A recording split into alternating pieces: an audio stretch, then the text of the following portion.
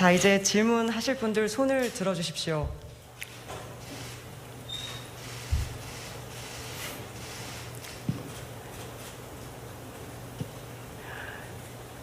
왼쪽 열 세 번째 줄에 그 제일 복도 쪽에 앉으신 회색 자켓 입으신 기자님.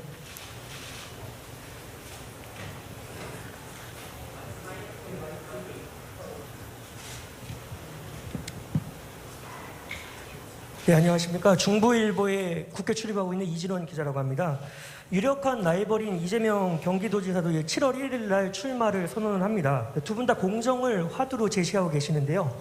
이 지사 같은 경우에는 공정과 관련해서 기본소득을 화두로 띄우고 있는 것 같습니다.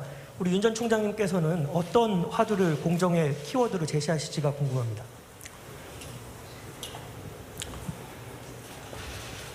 저는 공정에는 크게 두 가지가 있다고 저는 생각하고 있습니다. 하나는 어떤 특정 분야에서 또는 특정 시장에서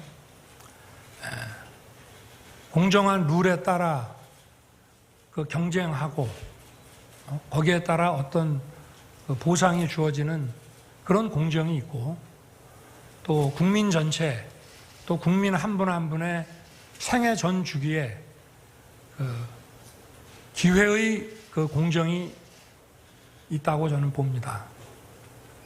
지금은 우리 청년 세대는 뭐 취업이라든가 뭐 입시라든가 이런 데 있어서 그 어떤 불공정을 많이 느끼기 때문에 어떤 특정 분야에서 공정한 경쟁을 공정의 최우선 가치로 생각하시고 있는 것 같습니다. 그러나 국가와 정부를 운영하는 입장에서 본다면 국민들이 생애 전 주기에 자기들이 더 발전할 수 있는 그런 기회의 균등이, 공정한 기회의 보장이 또 큰 차원에서 이루어져야 된다고 봅니다.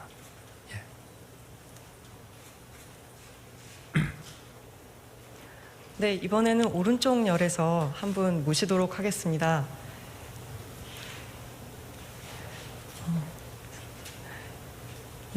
다섯 번째 줄에 흰색 자켓 입으신 기자님.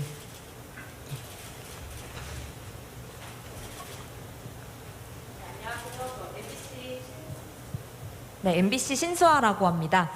먼저 질문 드리고 싶은 거는 이제 준비하시는 과정에서 장모가 누구한테 10원 한 장 피해 준 적 없다라는 발언이 기사화된 적이 있는데, 이 발언은 좀 어떻게 나온 건지 궁금하고요. 그리고 수사와 재판이 진행 중인 상황에서 이 발언이 전직 검찰총장님이시자 유력 대권 주자로서 좀 부적절하다는 지적은 좀 어떻게 생각하시는지 궁금합니다.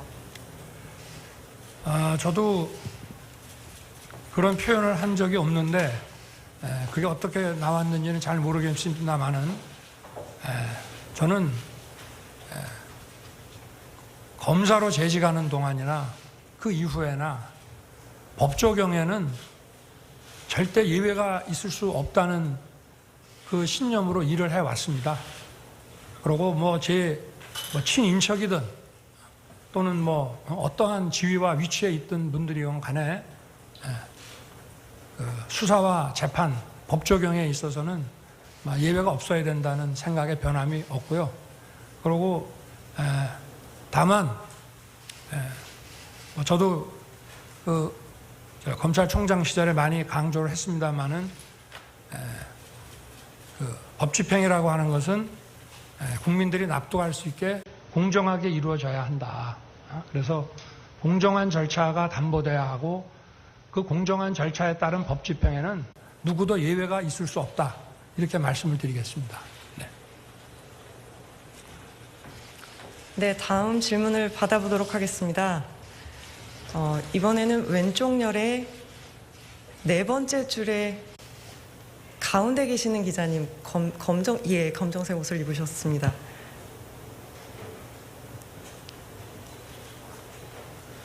네, 경북일보 이기동 기자입니다. 현재 최근 여론조사상 보면 여권에서는 이재명 경기지사가 선두권을 달리고 있고, 야권에서는 우리 전 총장님께서 지금 일을 달리고 계신데 그 이재명 지사를 좀 평가를 한 말씀, 이재명 지사에 대해서 어떻게 생각하고 계신지 한 말씀 부탁 좀 드리고 싶고요. 그다음에 지역적으로 박근혜 전 대통령 지지 기반인 TK에서도 총장님에 대한 어떤 지지율이 상당히 지금 높게 나타나고 있어요. 그 이유를 뭐 자체적으로 한번 평가를 한번 해주십시오. 이상입니다. 글쎄 제가 국민들께서 생각하시는 다른 대권 주자나 또는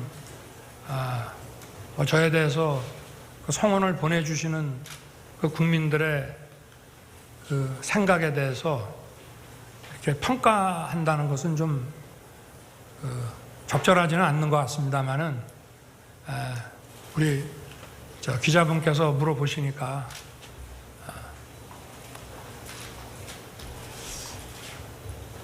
뭐 여러 가지 정책이 있고만 하지만 저는 이재명 지사님하고는 과거에 제가 한 24년 전에 성남지청에 근무할 때 법정에서 자주 뵀습니다.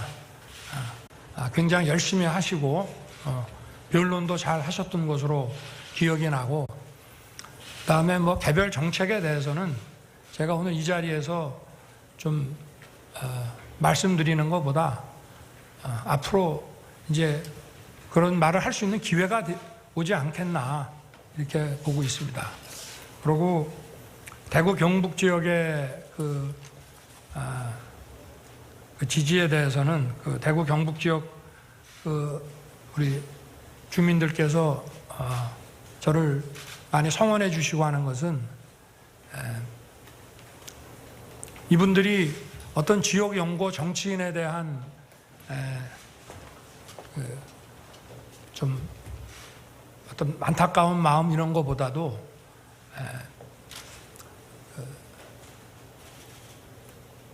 지금 이 법치와 상식이 너무 무너져 내렸으니 이거를 좀 바로 세워달라, 막 그런 취지가 아니신가.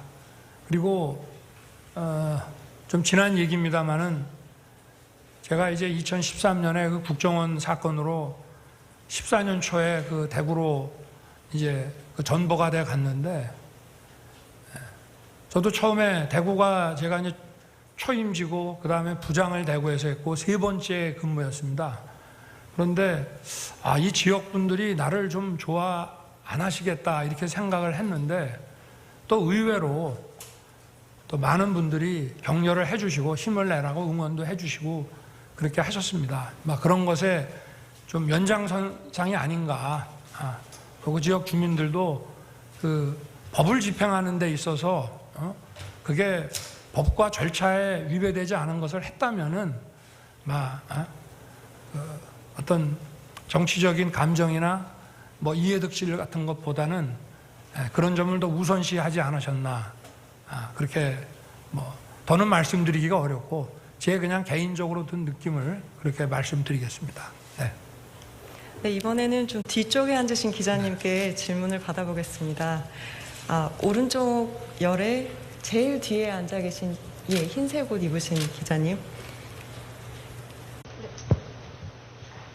안녕하세요. SBS 이현영 기자라고 합니다.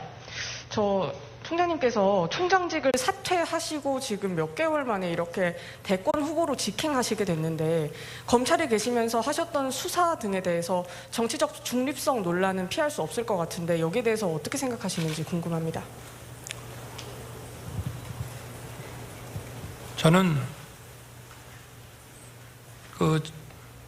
제가 뭐 중앙지검장 때 일한 거는 좀 시간이 흘렀으니까 제가 2019년 가을부터 검찰총장으로서 수사한 그 내용들은 그것이 법과 원칙에 따라서 이루어진 것을 여러분들이 다 보시지 않았을까 싶습니다. 네. 혹자는 정치를 하기 위해서 일부러 그런 수사를 한 거 아니냐라고 얘기를 하시지만 뭐 모든 사건들이 다수의 그 국민과 단체들이 또 국가기관에서 고발한 사건을 절차 원칙에 따라서 한 거 이외에는 없습니다. 그리고 저 자신도 검찰이 과거처럼 그 어떤 그 단체나 그 사람에 대해서 장기간 내사해가지고 인지수사하는 것에 대해서는 저도 검사 생활을 해오면서 이런 거는 좀 자제하는 게 좋겠다 해서 제가 총장 시절에는 그런 수사는 가급적 억제를 해왔고, 여러분들이 아시는 그 대부분의 사건들은 그렇게 처리하지 않으면 그거는 검찰로서의 그 국민들이 기대하는 기능을 충족할 수 없는 것이기 때문에 저희들도 원칙과 상식에 따라서 일을 했다고 저는 자부합니다. 네. 저 이번에는 스크린으로 함께 해주고 계시는 2층으로 마이크를 좀 잠시 넘겨보도록 하겠습니다. 2층에서는 우승봉 공보팀장이 사회를 맡아줄 예정입니다. 우승봉 팀장님 나와주시죠. 예, 안녕하세요. 공보팀장 우승봉입니다. 2층에 계시는 기자님께도 질문을 부탁드리겠습니다. 질문하고자 하시는 분은 손을 들어주십시오. 예, 제일 앞에 계시는 기자님부터 하도록 하겠습니다. 마이크 좀 전달해 주세요.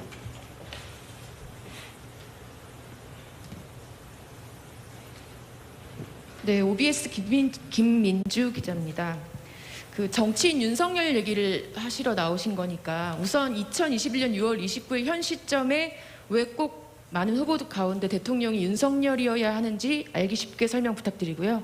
두 번째는 각종 여론조사에서 차기 대선 주자 1위인데 미세하지만 추세상 조금씩 떨어지는 통계도 있습니다. 지지세가 유지되지 않아도 정권 교체에 이바지하실 생각인지 아니면 야인으로 돌아가실 생각인지 여쭙고 싶습니다. 오늘 그 OBS 우리 기자님 말씀을 그대로 답을 하다가는 제가 공직선거법 위반이 될 수도 있을 것 같습니다.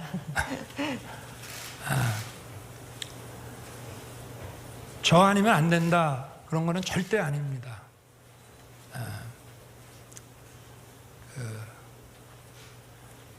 국민들께서 생각하시는 저에 대해서 기대하시는 게 있다면은 저는 당신이 오랜 세월 이 어떤 법과 원칙 또 상식과 이 공정을 구현하기 위해서 몸으로 싸우지 않았느냐. 우리가 봤기 때문에 우리가 어떤 물건을 써보고 그 물건이 좋으면 계속 구매하는 것처럼 내가 당신 몸으로 싸우는 거 봤으니 이 앞으로 우리 국가는 뭐 경제도 중요하고 다 필요합니다만은 외교안보나 경제정책이나 교육정책이나 이런 국가 모든 정책에 있어서 철학과 기본이 헌법과 법치가 지금 무너져가지고 이런 문제들이 다 생기는 거니까 당신이 그동안 싸웠던 것처럼 정권 교체에 나서고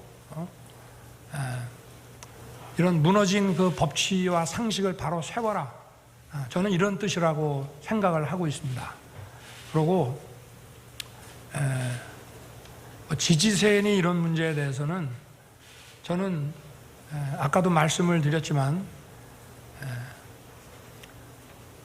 국민의 기대와 여망에 제가 외면하지 않고 당당하게 응하기 위해서 이 자리에 섰고, 그리고 일단 이 자리에 선 이상은 그런 것과 관계없이 나라가 정상화되는 데 최선을 다하겠습니다. 좀 약간 명확하지 않더라도 좀 양해를 부탁드리겠습니다. 네.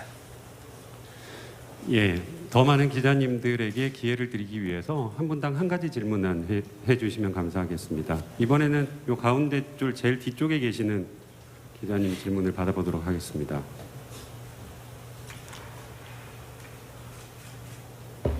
네, 안녕하세요. 저는 KBS 강병수 기자라고 합니다. 오늘 선언문 잘 들었고요. 이제 정치인 윤석열로서 첫 출발을 뗀 건데 만약에 정치인 윤석열은 그럼 지금 국민의힘 입당을 고려하고 있는지, 만약에 고려하고 있다면 왜 국민의힘인지, 이 국민의힘이라는 정당이 추구하는 가치가 정치인 윤석열과 어떤 부분에서 일치를 하는지, 이런 부분에 대해서 좀 여쭤보고 싶습니다.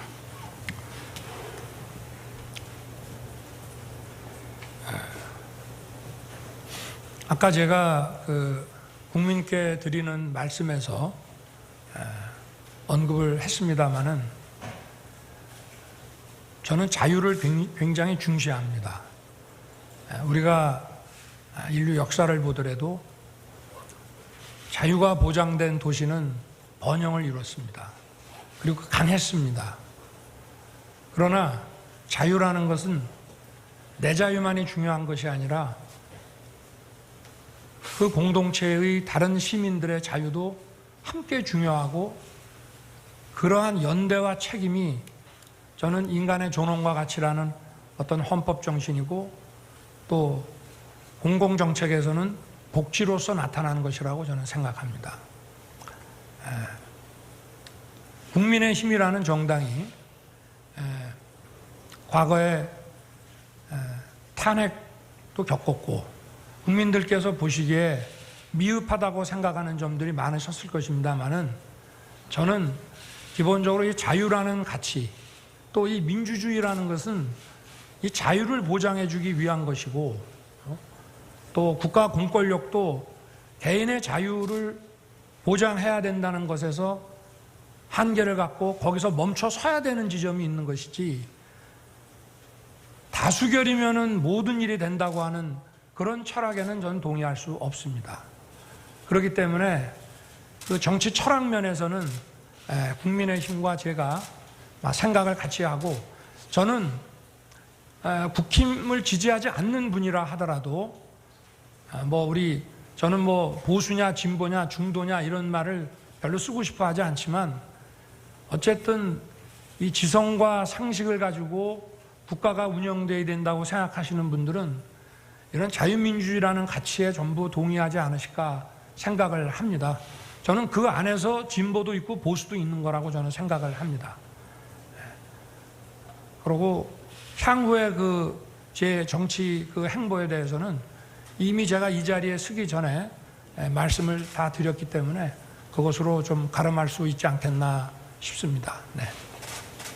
예, 또 질문 받아보도록 하겠습니다. 예, 마이크를 이쪽으로 넘겨주십시오. 예. 같이 앉으셨는데 두 분 중에 어느 분이 하시겠습니까? 예, 알겠습니다.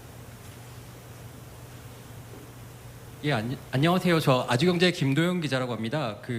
노태우 정부 때 김기춘 검찰총장하고요, 김영삼 정부 때 김도훈 검찰총장 이후로 첫 검찰총장의 정치 참여인데요.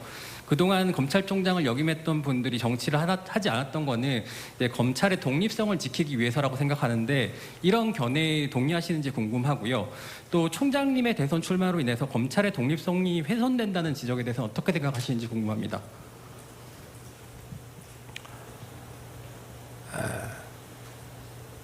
가까운 일본에서는 사법공무원이나 검찰공무원을 지낸 사람들이 이런 선출직에 나서지 않는 경우가 많다고 저는 알고 있습니다.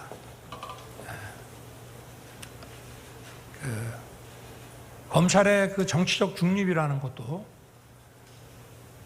그 자체보다도, 제가 총장 취임사 때도 말씀을 드렸지만, 결국은 공권력이 국민에게서 나오고 국민을 위한 검찰이 되어야 하기 때문에 검찰의 정치적 중립, 그리고 최고 지휘자인 총장을 지낸 사람이 선출직에 나서지 않는 관행이라는 것은 저는 의미가 있다고 생각합니다.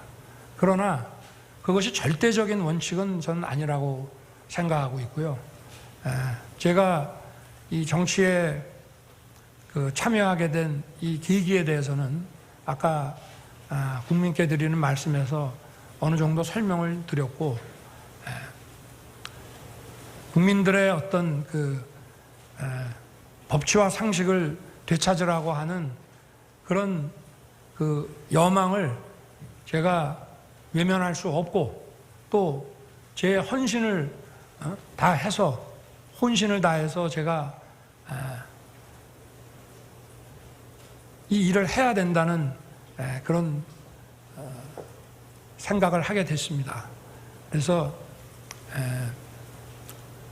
사법 검찰 공무원이 선출직에 나서는 것이 맞냐 안 맞냐에 대한 논란은 제가 볼 때는 일반적으로는 관행상 하지 않아 왔지만 특별한 경우에는 또 국민이 기대하고 결국 국민이 판단하실 문제가 아닌가 그렇게 생각을 하고 있습니다. 예, 추가로 한 2분 정도만 더 받아보도록 하겠습니다. 예, 이종열 제일 뒤쪽에서 두 번째 계시는 기자님.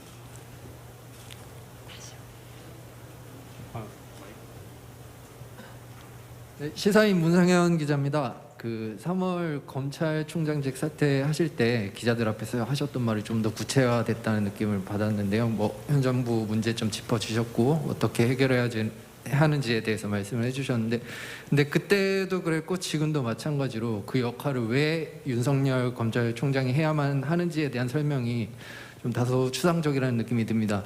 어떤 무너진 법치와 상식 바로 세워달라는 뭐 국민 요구가 있다는 거 외에 왜 정치 참여를 해야겠다고 직접 본인께서 생각을 하셨는지 그 이유를 조금 더 구체적으로 설명해 주셨으면 좋겠고요. 좀 괜찮으시다면 계기가 있다면 그렇게 좀 설명을 해주셨으면 좋겠습니다. 그리고 박근혜, 이명박 전 대통령과 뭐 이재용 부회장 사면에 대한 의견도 함께 여쭙고 싶습니다. 정치 참여에 관한 얘기는 몇 분 기자분들께서 질문을 하셔서 제가 답변을 좀 드린 것 같고요. 그 사면 문제는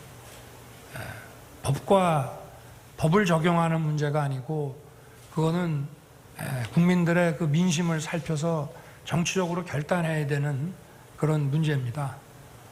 먼저 그 이재용 씨 사면 문제는 지금은 논의되는 게 사면 문제가 아니라 그 형기의 상당 부분을 지금 경과를 했기 때문에 가석방 문제가 지금 논의되는 것 같고 그거는 제가 볼 때는 절차에 따라서 이루어질 것이라고 생각하고 있습니다. 그리고 두 분의 그 전직 대통령의 그 사면 문제에 대해서는 제가 명확하게 이 자리에서 말씀드리기 사안은 좀 아니고 이거는 현직 대통령이 판단해야 될 그런 문제입니다. 그러나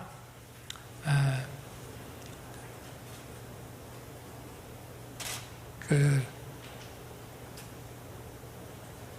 연세도 있고 또 여자분인 두 전직 대통령의 그 장기 그 구금에 대해서 안타까워하는 국민들도 많이 있는 것으로 알고 저 역시도 그런 국민들의 생각에 어느 정도 공감하는 부분이 있다는 말씀만 드릴 수 있을 것 같습니다. 네. 예, 한 분 더 질문 받아보도록 하겠습니다. 예, 여기 두 번째 줄 제일 앞쪽에 계신 기자님에게 드리겠습니다.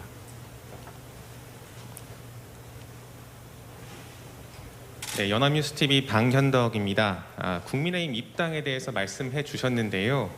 좀 더 구체적으로 국민의힘 대선 경선에 참여를 할 의사가 있으신지, 또 참여를 하시면은 참여 시점은 정시에 하시는지 아니면은 이른바 택시론처럼 뒤에 하실 생각도 있으신지 궁금하고요. 또 비슷한 문제의식으로 사퇴한 최재형 감사원장도 있습니다. 연대 가능성 어떻게 한번 기대해 볼 수 있겠습니까? 그 문제에 대해서는 제가 지금 이 자리에서 답변 드리기 어려울 것 같습니다. 네, 죄송합니다. 네. 예, 2층에 계신 기자님들 질문이 너무 많아가지고요. 한 분만 마지막으로 받고 3층으로 넘기도록 하겠습니다. 예, 계속 손 들어주셨던 두 번째 계신 기자님. 네, 저 일본 NHK 김민우 기자라고 합니다. 지금 한일 관계가 사상 최악이라고 여겨질 정도로 굉장히 악화가 되어 있는데 이런 한일 관계 개선을 위해서 좀 어떻게 할 생각이다라는 총장님의 생각을 말씀해 주시면 감사하겠습니다.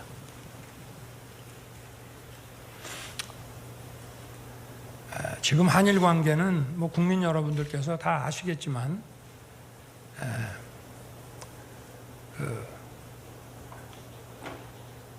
수교 이후에 가장 지금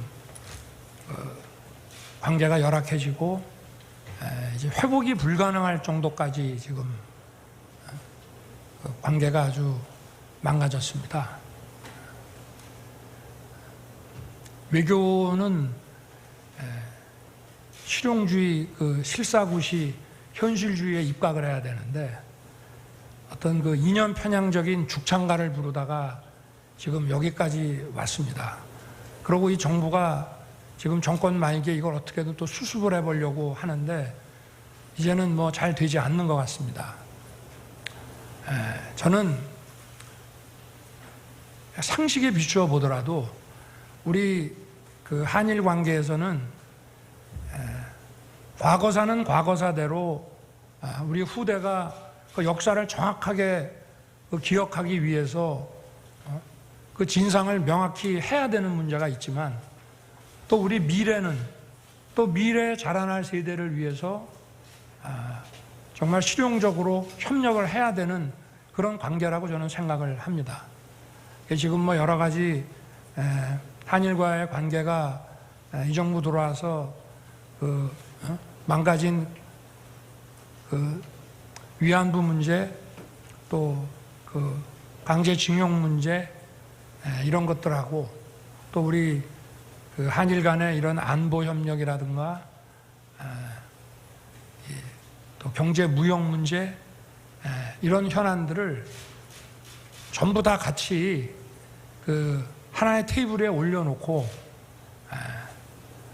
어떤 그 그랜드 바겐을 하는 그런 방식으로 좀 문제를 좀 접근을 해야 되고 우리 한미 관계처럼 한일 관계도 우리 뭐 국방, 외무 또는 뭐 외무, 경제 이렇게 해서 2+2나 그 3+3의 이런 그 정기적인 정부 당국자 간의 그 소통이 향후에 그 관계를 회복하고 풀어나가는데 필요하지 않겠나 하는 생각을 좀 하고 있습니다.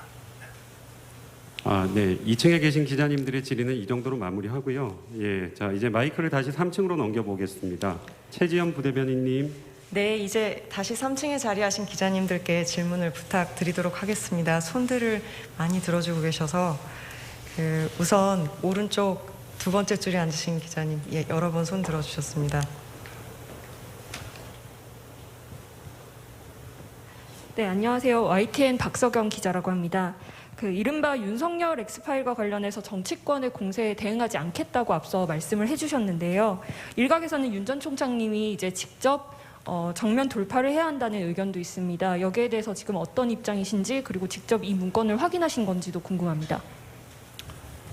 저는 뭐 문건을 아직 보지는 못했습니다만은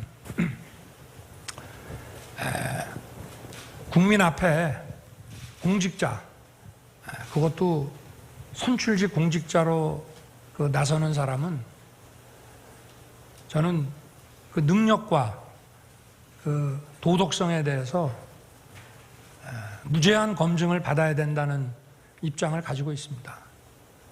그러나 그런 검증은 어떤 합당한 근거와 그 팩트에 기초해서 이루어지는 것이 맞다고 생각하고 만약에 이것이 어떤 출처불명의 또 아무 근거 없는 일방적인 그 마타도를 시중에 막 유포를 한다든가 하면은 이거는 국민들께서 다 판단하실 것으로 생각합니다. 저는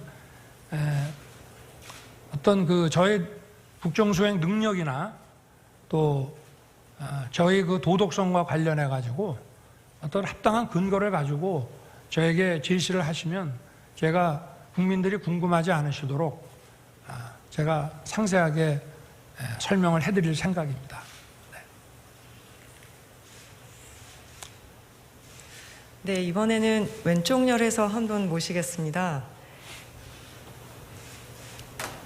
네 번째 열에 그 검정색 옷 입으신 제일 복도 측에 계신 기자님 부탁드립니다.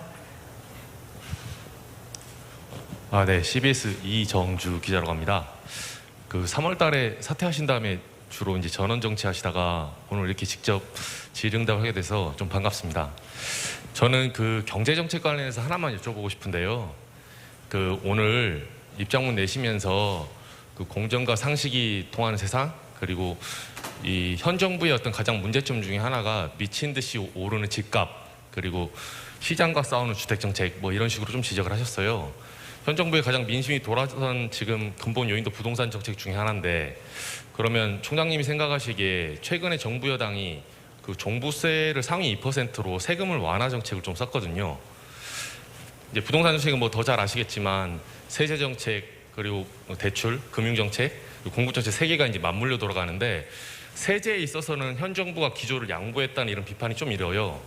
어떻게 보면 부자 감세 이렇게 해준 거거든요. 총장님이 여기에 대해서 좀 입장이 어떠십니까? 지금 이제 주택 정책이라고 하면 그 목표가, 정책은 어떤 목표가 있어야 되지 않겠습니까? 집이라고 하는 거는 이 의식주 중에 어떻게 보면 그 개인으로 볼 때는 먹는 게 제일 중요하지만 사회생활과 또 가족이나 입장에서 볼 때는 이 주거라는 게 제일 중요한 문제이기 때문에 가격을 안정시키고 가격을 떨어뜨리겠다는 생각만 가지고는 저는 어렵다고 봅니다. 가격이 예측 가능하고 안정되고 오르더라도 서서히 오르고 또 가격이 떨어지더라도 서서히 떨어져야 거기하고 맞물린 다른 금융이라든가 이런 문제하고도 다 원만하게 사회에 어떤 부작용을 주지 않는 것인데, 종부세를 뭐 감세하고 그 종부세를 상향시켜 가지고 상위 1%로 상향시키냐 안 시키느냐의 그 문제는 저는 큰 의미는 없다고 봅니다. 이 종부세라는 것을 다시 전면적으로 재검토를 해야지, 종부세에 대한 여론이 안 좋으니까 그건 아주 최고의 부자들한테만 때릴 테니까 그건 걱정하지 마라, 이게 중요한 것이 아니고, 국민들이 안정된 예측 가능한 집값을 가지고 필요할 때 필요한 종류의 주택을 용이하게 취득할 수 있게 해주는 것이 저는 중요하다고 생각을 합니다. 이렇게 가름하겠습니다. 네.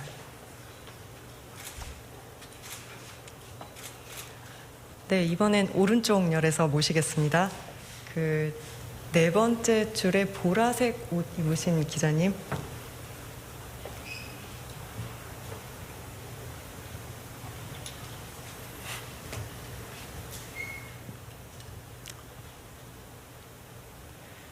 네, 매경닷컴 김현정 기자입니다. 경제 정책 관련해서 한 가지 여쭤보겠습니다.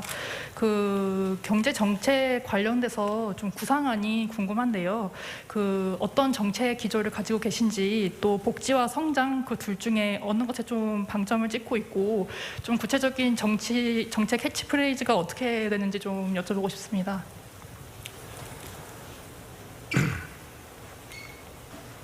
저는 복지와 성장에서 복지가 중요하다, 성장이 중요하다, 성장을 해야 복지도 할 거 아니냐,